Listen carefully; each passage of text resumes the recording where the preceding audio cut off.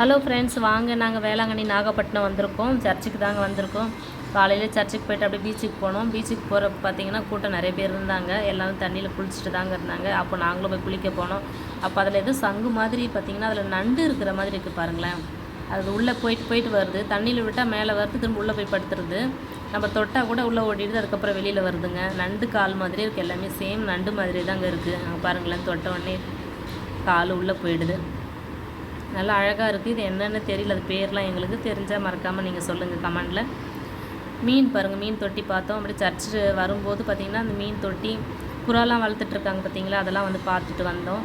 முயல் குட்டி பாருங்கள், முயல் குட்டிலாம் தனியாக இருக்குது. அந்த பெரிய முயல் ஒன்று தான் இருந்துச்சு, அதுவும் தனியாக விட்டுருக்காங்க. ஒரு முயலுக்கு மட்டும் உடம்பு சரியில்லைன்னு நினைக்கிறேன், அது பார்த்தா படுத்துகிட்டே இருந்தது. கிளி பார்த்திங்களா, ஒரு 3 கிளி தான் இருந்துச்சு. இந்த புறா பாருங்கள், எப்படி மயில் மாதிரி அழகாக தோகை விரித்த மாதிரி இருக்குது.